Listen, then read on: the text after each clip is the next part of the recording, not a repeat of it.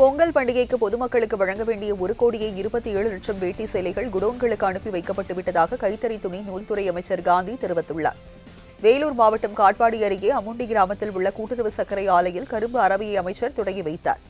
இந்நிகழ்ச்சிக்கு பின்னர் செய்தியாளர்களிடம் பேசிய அவர் 13 லட்சம் வேட்டிகளில் கலப்படம் இருப்பதாக குற்றச்சாட்டுகள் உள்ளதாகவும் கூட்டுறவுத்துறையில் நடக்கும் தவறுகளுக்கு தாங்கள் பொறுப்பல்ல என்றும் தெரிவித்தார். கரும்பு வரத்து இல்லாததால் 2 ஆலைகள் மூடப்பட்டுள்ளதாக கூறிய அமைச்சர் வட இந்தியாவில் பாஜக வென்றதை போல் தமிழகத்தில் நடக்காது என்றும் தெரிவித்தார்.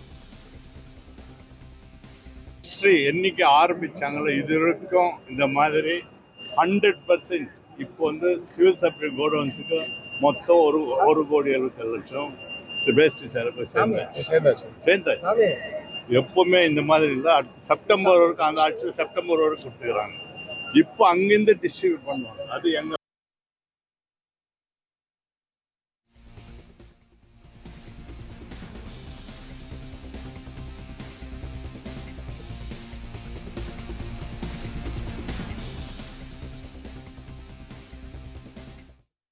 ஆட்சி பொறுப்பேற்ற பிறகு இலவச வேஷ்டி சேலை நான் இந்த துறைக்கு வந்த பிறகு எங்குமே இல்லாத அளவுக்கு இந்த 4.5 வருஷம் மக்கள் பயன்படுத்துகிற அளவுக்கு செயல்பட்டு கொண்டிருக்கிறது. அது தரமாக இது வரைக்கும் அந்த மாதிரி தரம் அதுக்குன்னு கிடையாது.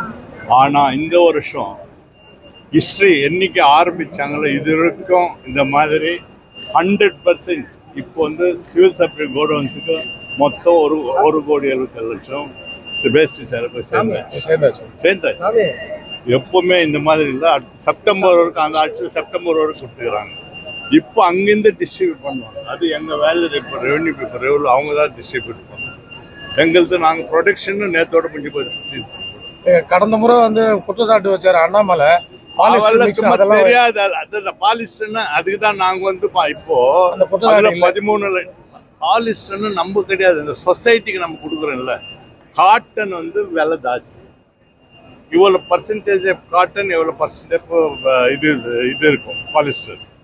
நான் கொடுக்கறது இல்லை. அது கொடுத்துட்டு கலக்கனா தப்பு பண்ணால் அந்த சொசைட்டிக்காரன் அந்த மாதிரி போன வாட்டி தப்பு பண்ணவங்க 13 லட்சம் வேஸ்ட்டு நாங்கள் இது போட்டு இது பண்ணி அவ்வளோ எவ்வளோ கேட்டாங்க. அது எடுக்கணும். அது மாதிரி நமக்கு அது சம்மந்தமே கிடையாது. அவங்களுக்கு என்ன புரியாத பேசிக்கிறாங்க. ஒரு பிரஸ்காரர் நீங்க புரிஞ்சுக்கணும். ஒருத்தர் சொல்லும் போது அது உண்மையா பொய்யான்னு புரிஞ்சுக்கணும். சும்மா வாய்க்கு வந்ததோன்னு யார் ஒன்றும் பேசிக்கலாம். நாங்கெல்லாம் என்ன செய்யணும் நம்ம முதலமைச்சர் அதுதான் நாங்கள் செயல்பட்டு கொடுத்துருக்கோம். வேற ஒன்றும் கிடையாது. சார், மகாத்மா காந்தி ஊரக வேலைவாய்ப்பு திட்டம் இருந்ததா பூஜ்ய பாபு கிராமின் ரோஜ்கார் யோஜனா திட்டம் பேர் மாற்றத்துக்கு மத்திய அரசு திட்டமிட்டு எல்லாத்துக்கும் தான் பண்றாங்க. நீங்க தாங்க அதுக்கு தான் நாங்கள் எல்லாத்துக்கும் இந்தியாவிலே ஒரே முதலமைச்சர் எதிர்த்த முதலமைச்சர் ஒன்றிய அரசை எதிர்க்கிற ஒரே முதலமைச்சர் தளபதி தான். வேற யாரும் இல்லை இந்தியாவில். யார் எந்த இது மாறி மாறி பாஜக மாநில தலைவர்கள் தமிழ்நாட்டை நோக்கி பயணத்தை மேற்கொள்றாங்க. யாரு பயணிச்சாலும் ஒன்றும் பண்ண முடியாது. அதுக்கு நம்ம என்ன பண்ண முடியும்? நீ போய் நிறுத்துறியா? நமக்கு அது சம்பந்தமே கிடையாது. அது அவங்க இன்வால்மெண்ட். அவங்க தோன்றாங்க, அவங்க முயற்சி எடுக்கிறாங்க. நார்த் இந்தியாவில் பண்ண மாதிரி இங்கே நடக்காது. தமிழ்நாட்டில் நடக்காது.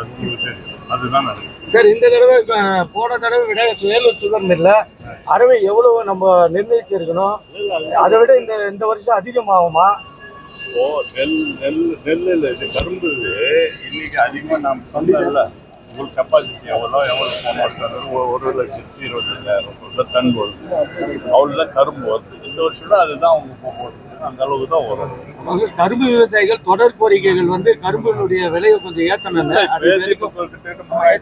3,500 மேல் இப்போ வந்தாச்சு. இருந்தாலும் நெல்லுக்கு நல்ல இது.